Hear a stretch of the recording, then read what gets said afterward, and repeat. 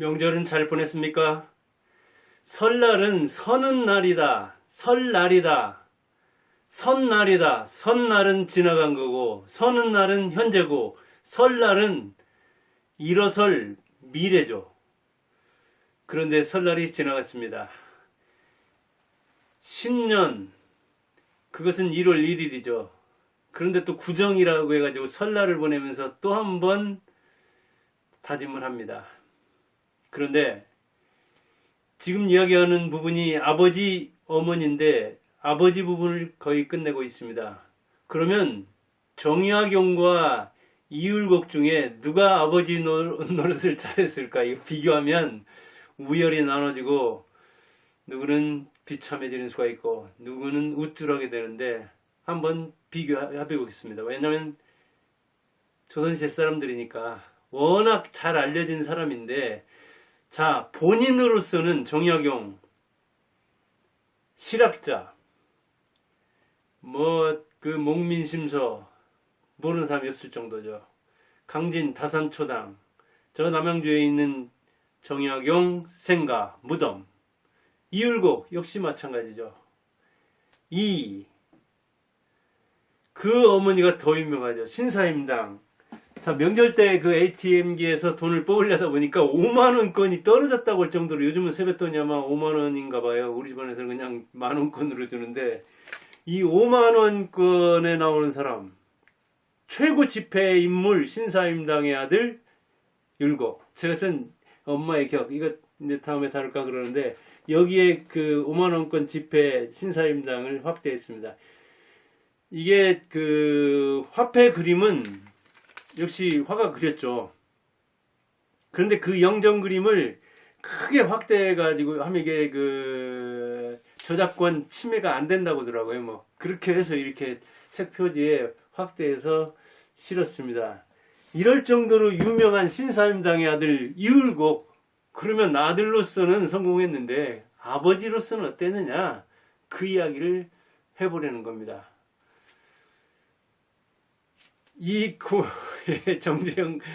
정약용과 이율곡을 견주려다 보니까 지식을 정리하느라고 한참 공부했습니다. 정약용의 아버지는, 다산 정약용의 아버지는 꽤 알려져 있죠. 정재원입니다. 네, 과거에도 합격했고 벼슬길도 진주 목사에 이르렀죠. 옛날에는 목, 부, 현, 군 뭐 그랬잖아요. 그 목사라면 지금식으로 이야기하면 진주시장 그런 정도로, 그 관찰사, 도지사 밑에서 관할을 받는 목사 정삼품입니다. 정종 9품 해가지고 18품으로 나누고 또 일정 위에서는 갑을이 있던가요? 그러니까 그 18개가 아니라 한 30개 안팎되는 그 벼슬 중에, 예, 정삼품이면 당상관으로서 상당히 높은 벼슬입니다. 그 형제는 역시 엄친 나를 둬서 그런지 약현이다, 약전이다, 약종이다, 그 여기 나오는 약용이다, 약횡이다, 전부 다 쟁쟁합니다. 실학자로서 유명하고 가톨릭 침해를 받은 사람으로 유명하고 굉장히 자산업으로 유명한 그 약자는 바로 정약용이 유배하는 강진에서 바라다 보이는 흑산도에서 유배를 하고 있었죠. 그 유배 생활 중에도 형 역시 정다산 못지않게 거기서 바닷가에 있는 고기에 대한 연구를 했잖아요. 자산어보 혹은 뭐 현산어보 그렇게 얘기하는 사람도 있는데, 그런 형제 사이에서 자랐습니다. 그 어머니는 누굽니까? 그 유명한 그 자화상 그린 사람이 있습니다. 윤두서라고, 조선시대 화가죠. 그런데 그 손녀 해남윤 씨죠. 윤관 아닌가 하는 대법관장이었던가요? 대법원장이었던가요? 아무튼 해남윤 씨, 이 전라남도 해남 땅끝마을에 가면 뭐 바람이 붑니다. 그 해남윤 씨 종가가 있었는데 강진에서 가까워가지고 거기 그 노구당에서 책을 많이 빌려봤기 때문에 이 정약용이 공부를 할 수 있었다. 유배지에서 그 훈장 노릇을 하면서, 그리고 조수에 전념했잖아요. 그거는 지금식으로 이야기하면 아주 큰 도서관 외가의 도구상을 이용한 바 크고, 실제로도 제일 처음에 갔을 때는 아주 그 노론 그 이씨였던가요? 현감이, 강진이 현이었는데, 그때는 현감이 굉장히 괴롭혀가지고 한 3년간은 뭐 그 외가 사람들도 얼씬도 안 그리고 그랬는데, 한 이 5년 넘어가면서 5년 안팎 되면서부터는 이제 타산 추상부터가 우선 이 해남윤 씨 집안에서 준 거 아닙니까? 크루스는 아주 공부할 수 있는 좋은, 아이들을 가르칠 수 있는 좋은 공간을 얻은 거죠. 아주 마음에 들어 하니까 그 윤 씨가 준 겁니다. 옛날 그 정치인이라는 게 외가 쪽도 그렇게 강했는데, 그만큼 아버지도 쟁쟁했고, 예, 어머니 집안도 쟁쟁했다는 이야기입니다. 그리고 본인도 오래 살았습니다. 73세. 조선시대 평균 수명을 대개 한 40세 안팎 봅니다. 그런데 73세까지 살았으니까 어마어마하게 오래 산 거죠. 역시 고생하면서 소식장수, 적게 먹어서 절제해서 그렇게 오래 살았는지 모릅니다. 형조 참의에 이르렀죠. 그가 유벨관계 한 38세 안팎이던가요? 40도 안 돼가지고 유배를 갔는데, 그 유배 가기 전에 최고 이른 그 관직이 정삼품이니까, 우리가 조선시대 벼슬을 지금에 견주는 거는 참 조심스럽습니다. 참이면 참이, 참판, 뭐 판서 해가지고 판서가 정이품이니까 지금 벼슬로 하자면 이게 3급이냐 어쩌나 그렇게 얘기할 수도 있겠지만, 지금이야 뭐 사법고시든 행정고시든 외무고시든 고심한 길이 있습니까? 전문직도 얼마나 많습니까? 법조인, 판사, 뭐 이쪽도 있고, 변호사길도 있고, 또 공사길도 있고, 다른 길이 지금은 수십 군데, 수백 군데, 수만 군데잖아요. 조선시대는 출세하는 길이, 입신양명하는 길이 거의 유일했다 보면 됩니다. 벼슬길. 그러니까 조선시대 그 벼슬을 지금 관직에다 그대로 대면은 지금 말할 것도 없이 어렵죠. 행정고시든 뭐 판사가 되는 것이건 검사가 되는 것이건 지금 역시 물론 어렵지만, 조선시대는 그 길뿐이었는데 그 길에서만 이렇게 그 젊은 나이에 출세했다는 거예요. 그러니까 아버지도 정삼품에 이르렀는데, 정약용도 유배 가기 전에 정삼품에 이르렀다는 것은 뭐 그 아버지를 능가하는 능력이죠. 아무튼 아버지가 쟁쟁했으니까 또 그렇게 잘 가르쳤겠죠. 근데 부인은 풍산 홍씨입니다.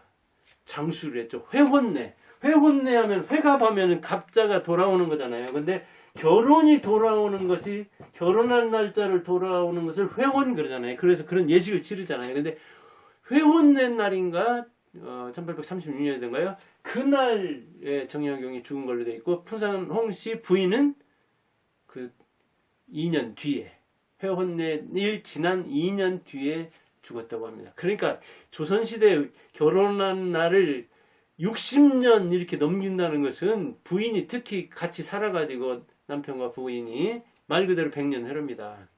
그러니까 역시 정약용은 고생은 굉장히 많이 하고 파란만장한 생애를 보냈지만, 부인과 말년은 이렇게 오래 보낸. 그리고 이제 강진에 있을 때 정씨를 측실로 후실로 둔 측면이 있고, 거기서 그 사이에서 딸을 하나 낳기도 했는데, 데리고 양주까지 가니까 부인이 역시 구박을 했고, 부인이 구박을 하니까 아들들한테 정약용 하는 말에, 참 너네 엄마가 속이 좁아가지고 이렇게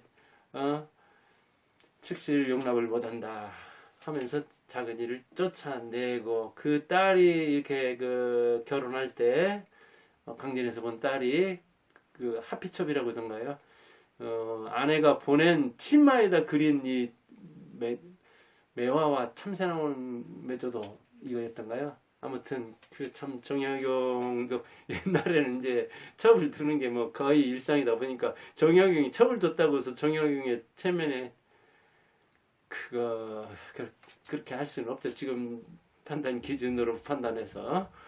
그는 정약용은 6남 3녀를 뒀는데, 아마 딸 하나가 결혼한, 역시 해남윤 씨한테인가 갔을 겁니다. 그리고 이제 측실한테 둔 그 딸, 그 다음에 그 본실한테 둔 딸, 그 다음에 6남 3녀 중에 또 2남인가 살았죠. 2남. 학연, 학유. 근데 학연은 이제 그 농사에 대한 그런 그 개요서를 썼고, 하여간 정약용은 유배지에서도 자식들에게 너희들은 어떻게 되니? 내가 벼슬을 못하니까 너희들은 공부해서 억울하게 당한 아버지의 이 해원, 원을 풀어주는 차원에서라도 너희들이 공부를 해야 된다. 너희들이 결혼 안 하면 그런 사람을 만난다. 뭐 붕어익 같은 하여간 이리저리 협박도 하고 얼기도 하고 호소도 해서 원격 과외를 합니다. 편지로 때는 그 사람 인편에 왔다 갔다 할 때. 그리고 학유는 둘째 아들 농가 원령 가르쳤죠. 아무튼 그 벼슬길에는 못 나갔지만 자기가 하는 일에서 양계를 한다고 하니까 그러면 양계하는 책을 써라. 뭐 뇌를 키운다고 하면 뇌에 대한 거 공부하고 그렇게 이 책을 쓰고, 책을 쓰는 것은 또 최고의 공부니까 맞는 측면도 있죠. 그러다 보니까 정약용은 이 농사에 대한 이 뭐랄까 개요서, 농가 원령가 다달이 무슨 일을 해야 되는가 농부로서 아주 유명한 노래고, 뭐 고등학교 좀 나오면 대부분 한 대목 배우는 수가 있고, 고등학교 교과서 같은 데는 아마 다산 정약용의 글 자체가 많이 실려 있고 그럽니다. 학문으로서 벼슬길에서 끊긴 어떤 그 원한을 잘 승화했죠. 유배지에서도 자나깨나 자식 그 농사를 걱정했고, 그리고 실제로 자기가 그렇게 보내면서 모범을 보였죠. 복사뼈가 3번이나 붉어질도록 앉아서 읽고 썼다고 하니까요. 지금으로 말하면 이 고관절 뼈가 드러나도록 의자에 앉아 있었다는 이야기잖아요. 독종이죠, 독종, 정약용.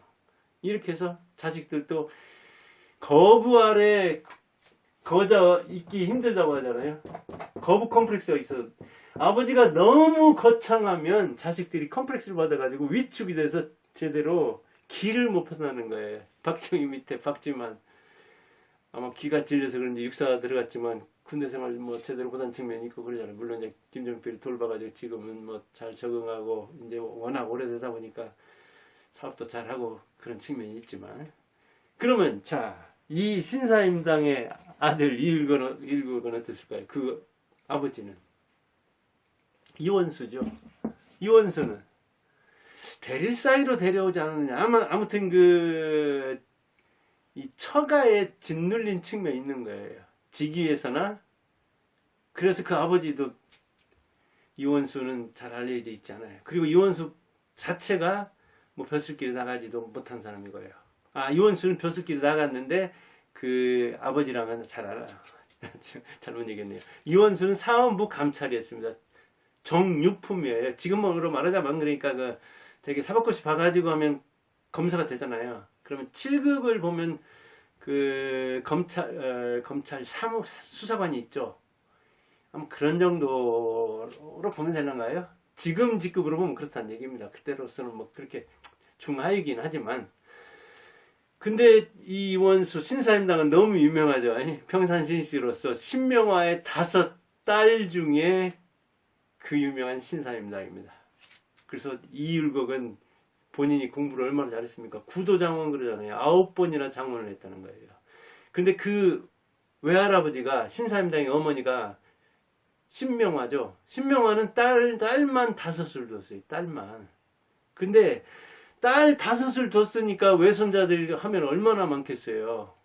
이원수하고 신사임당 사이만 해도 4남 3녀를 뒀잖아요. 그러니까 5씩만 뒀더라도 20명 되잖아요. 근데 13살짜리 딱 보니까 신명화 그리고 그 아내, 즉 이율곡의 외할머니죠. 외할머니가 보니까 이율곡이 13살 때 진사시 초시에서 장원을 하는 거예요. 장원 최고. 이야, 내 딸의 자식 중에 내 외손자가 이렇게 살라구나. 그런데 신명화는 벼슬은 못했지만 서울에 그 집이 좋은 게 있었는가 봐요.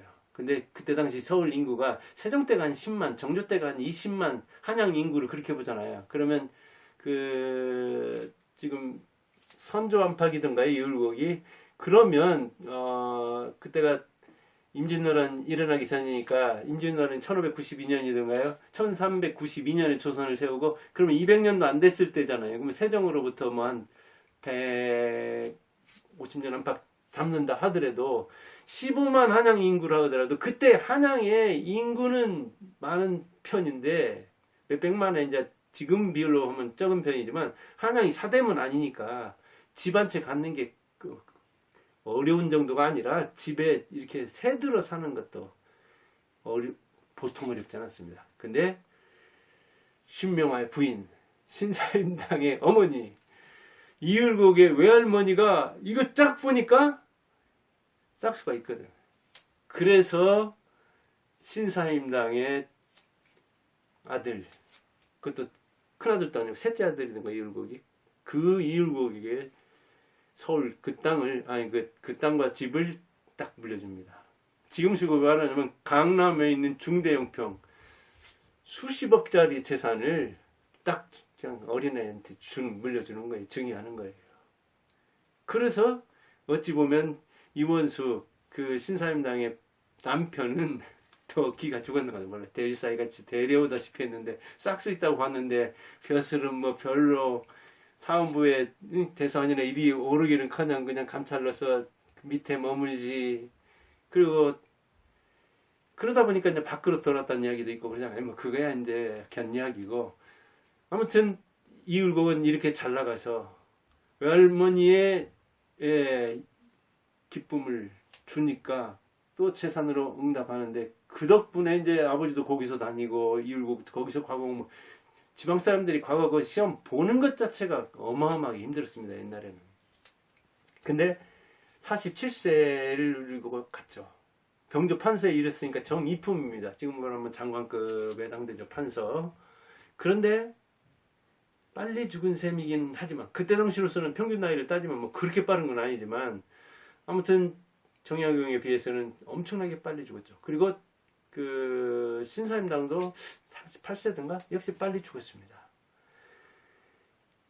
그러니까 그 이율곡도 그렇고 신사임당도 그렇고 그 다음에 이율곡의 부인들은 더 빨리 죽었어요. 노씨 첫째 정실 부인, 그 다음에 측실인 후실, 이씨 강씨를 뒀는데 자녀들도 얼마 안 두고 이렇게 요절했다고 해요. 그 자녀들도 정실 노씨한테서 일녀를 줬다고 하고 그 다음에 이제 측실인 이씨나 김씨에게서 이남 일녀를 줬다고 하는데 이남 여기서 여자들은 좀 조선시대의 역사를 얘기하다 보면 좀 괴로운 측면이 있어요. 여자들은 이름은 안 되고 되게 무슨 씨 정도로만 붙이고 딸들은 되게 제껴놓고 아들 중심으로 합니다. 조선시대가 그랬으니까 그런 줄 알아야 됩니다. 왜냐면 기록도 그렇게만 전하니까요.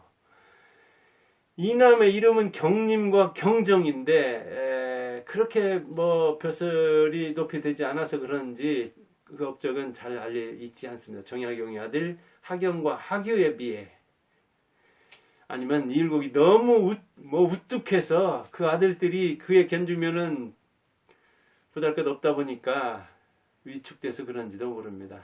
이걸 보면은 뭐 아버지 노릇 누가 잘했는가 비교는 않겠습니다. 여러분들이 한번 견뎌보기를 바라고 몇몇만 노크를 본다면은 뭐 정약용이 어려운 속에서 잘 해낸 셈이죠. 그런데 역시 오래 살아야 되죠. 정약용처럼. 그리고 어떤 상황을 맞더라도 언제나서나 자식 농사 생각을 해야 되죠. 만일 정약용이 계속 벼슬길에만 있었다면 아마 학문적인 업적은 남기지 못하고 그리고 자기는 쟁쟁한 사람이 됐을지 모르지만 자녀들은 더 위축됐을지도 모릅니다. 그리고 이제 그 정약용 시절만 해도 굉장히 당쟁이 격화되는 시기잖아요. 특히 노론. 이런 차원에서 남인이었던 정약용은 그렇게 처시하기가 쉽지 않았을 거예요. 잘못하면 3대가 멸하는 수도 있잖아요. 아무튼 자식 농사를 생각하라. 어떤 상황에서. 그 다음에는 죽어서도 끝나지 않는 게 아버지 노릇이니까 지금 죽은 지가 몇백 년 되지 않습니까? 정약용이든 이이든. 그런데도 제가 이렇게 이야기하잖아요.